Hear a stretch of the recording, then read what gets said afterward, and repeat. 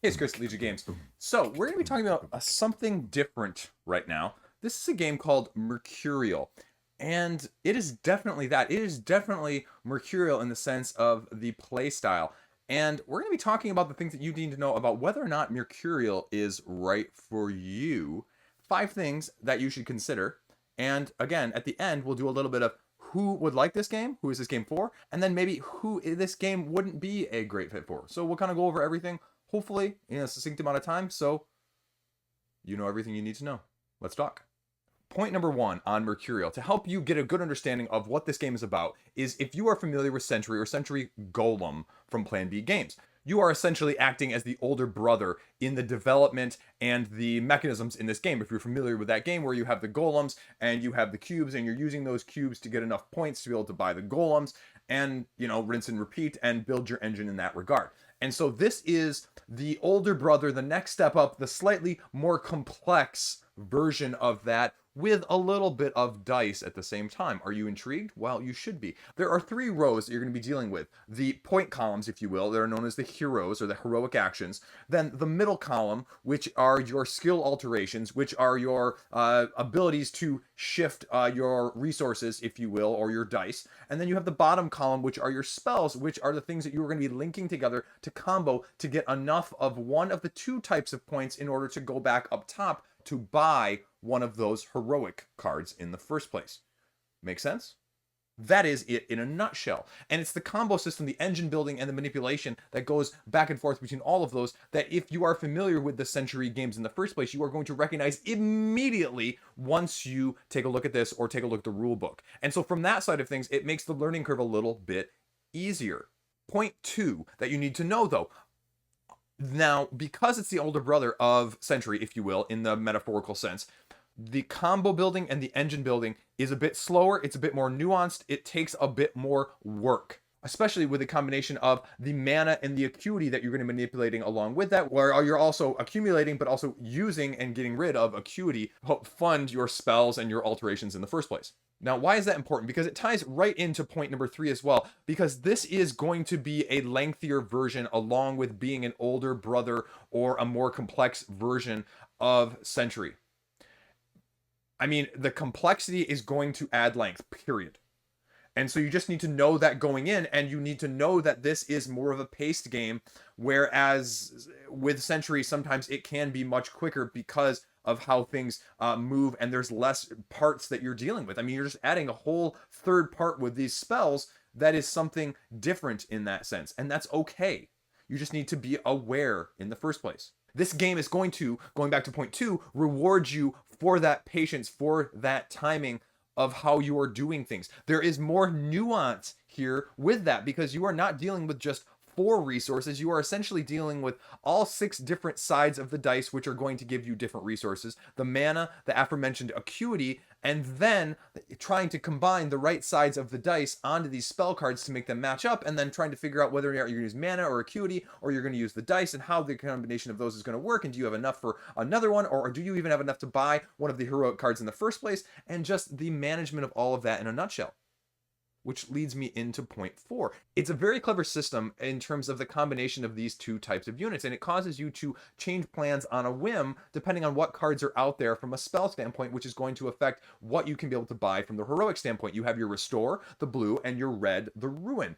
And it brings along with that a whole nother dynamic tension of trying to potentially balance the 2 out in the first place, because if you can balance the 2 out in the first place, you will probably get rewarded more so than what you could do with one or the other individually, especially at the beginning of the game. If you can balance it out so that you have a net sum of 0, not more on one side or more on the other, you get pretty well rewarded. And so that is a very interesting thing, because there are just sometimes where you're not gonna be able to get enough on the Ruin side, you're not gonna be able to get enough on the Restore side based on what cards are out there and what you've been dealt and how you're managing things to be able to get enough. And so to be able to give you an out so that you're not just sort of in limbo and having to sort of take second or third best is kind of nice from that aspect.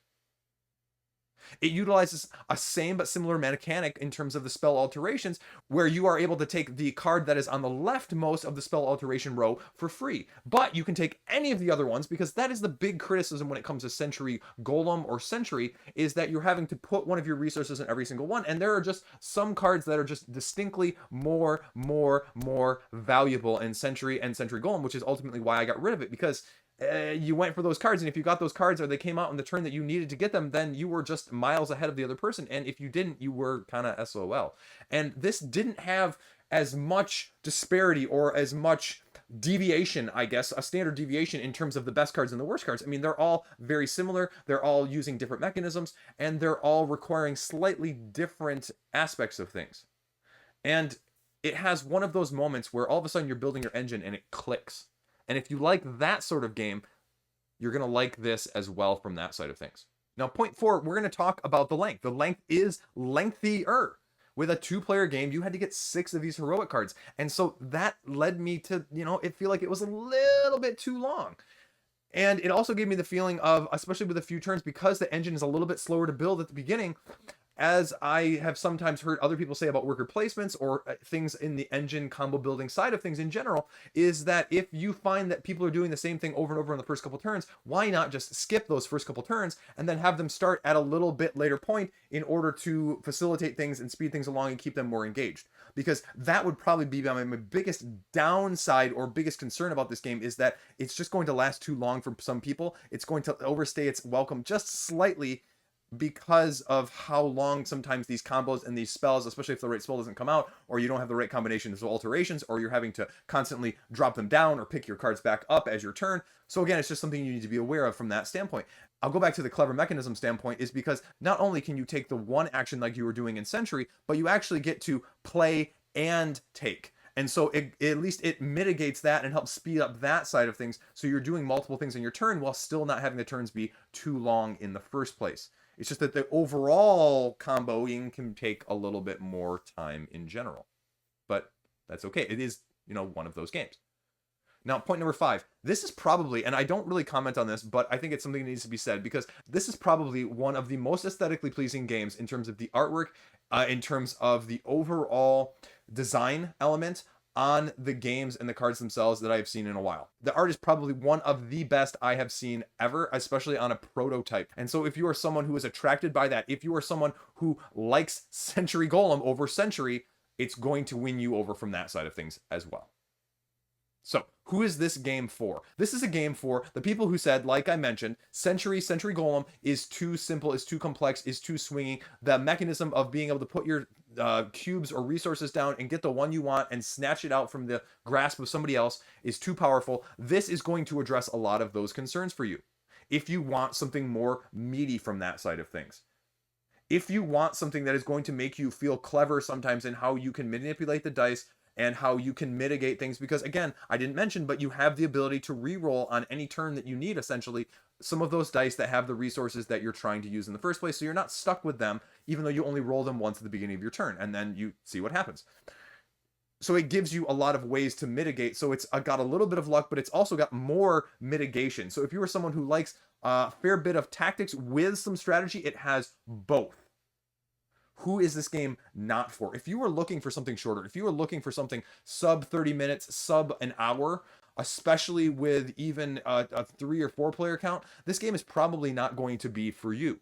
It's just not going to be. It's going to be too long. It's, like I said, it's going to potentially make you, not just, the fact that it does, but it's going to make you feel like it's a little bit overstaying its welcome from that side of things. So I can see people feeling that way having played it now. Does it work though? Yeah, the engines are relatively smooth. I was really surprised by it, because I had sort of this moment where I was like, Void, why are all these spell alterations telling me to convert stuff to Void? I can't make anything out of Void. Void doesn't make anything else. And then you get the one card that's like, oh, you can pay the acuity to make Void into any other element that you want on the dice. And you go, whoa, that's how I can mitigate things really easily without having to reroll. Oh. And then, oh, I'm really scraping together. Once I get that first heroic or two heroic cards to give me 2 extra mana in order to get another spell card so I can start linking the spell cards up, because a lot of the values in the Restore of the Ruin are determined by how many cards you have in the combo of the spell you're casting all at once. So like, okay, well, this is going to give me 2 Ruin for all of the cards that I have in my chain. Well, I've got 4 cards in my chain, so this one card is going to give me 8. Oh, then I can double that value, and then I can play another one of those to get another 8. So all of a sudden I have 24 out of 3 cards, and now I can get any card that I want in terms of the victory point status. So it slowly works. And if you're looking for more of an engine that is actually an engine, this is an engine that has multiple parts that click well together. But if you don't want to be rolling dice, if you don't want the random draw of the piles, which aren't always going to give you the spell or the alteration or just the die roll in the first place in order to have to mitigate it when some other people are going to roll exactly what they need in the first place, again, this game might not be right for you from that side of things, and that's okay. I think the Equilibrium is an absolutely awesome, clever mechanic that takes, again, the nuance and the difference of this game from its predecessor in the first place, just to make it that much better. And I didn't even mention the fact that you have Ether that sort of gives you an upgrade to these cards, whether or not you have the element versus if you don't have the element. And I didn't even talk about the sigils or the arcanas, which are other layers of depth and nuance that you can add in or not, depending on how much you want to have in there. Again, to sort of help build your engine more specifically one way or the other and reward you for doing certain things and get certain rewards for doing them in the first place. Which, again, its predecessor does not have. Which again is also going to add to a little bit of the length, a little bit of the nuance, a little bit of the strategy, more than just the pure tactical nature that Century tends to be in the first place, at least in my opinion. So, you know, there you go. That's it. That's Mercurial. Those are my thoughts on it. Let me know what you think. Let me know how you feel about it. If you have any questions, if you have any thoughts, if you have any concerns, shoot me a comment, message. I'm always open to chat. Thank you to Hyper Elixir and Dave Go for sending me a copy so I can talk about it in front of you guys and you can get a better sense of whether or not it's right for you. As always, thanks for watching. Stay classy. I'll see you around. Have a great day. Man, the art on this thing, though, it's probably the best art I've seen, like, since Killforth.